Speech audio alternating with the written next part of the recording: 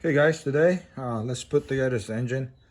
A couple videos back I did the valve seals on the head. Well, the engine and the head is back from the machine shop. We are putting YCP pistons. I believe this will bump up the compression to 12 to 1 from 11, because this was a stock, stock type R. Type R rods, 81.5, so it's 0.5 over. Yeah, let me get this thing on the stand and get going. Once you get in the stand, I'm gonna go ahead and wash it. I know in the machine shop they wash these things already, but you can never be too sure. Machine work was done by Precision Engine Machine, North Sacramento. I'll put the Instagram down below for them, so if you guys want to check them out. Pretty decent price. I mean, did an okay job.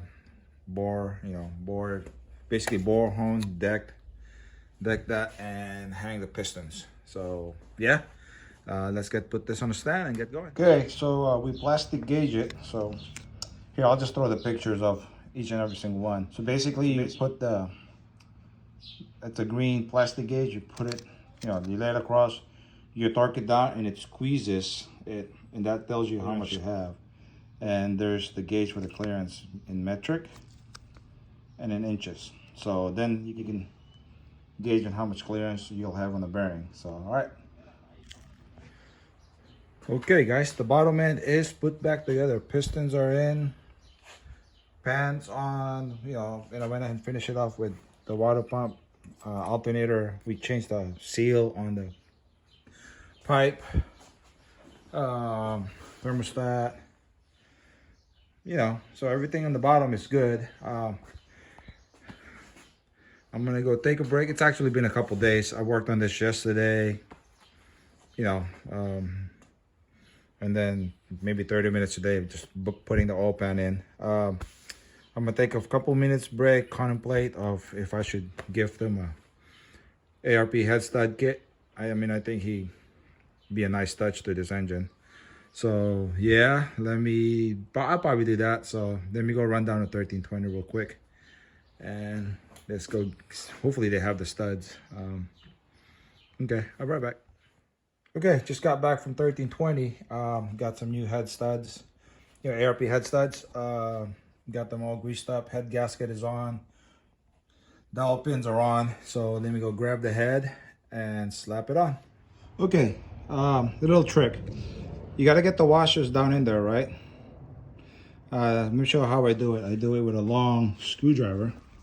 So I'm gonna try to get this thing one-handed, but basically, you get the washer and the screwdriver, hold it with your hand, put that on top of the stud.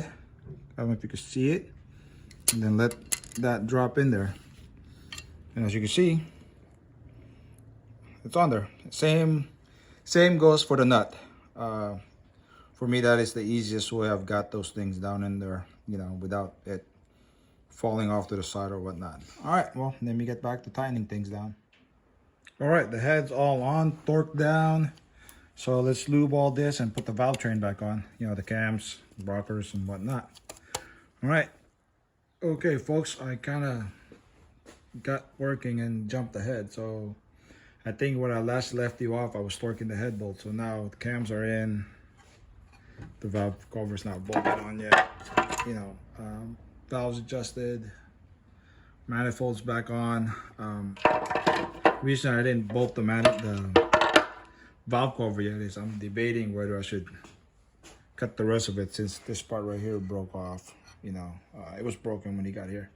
So I was thinking if I should cut the rest of this, maybe repaint his valve cover for him so it looks nice.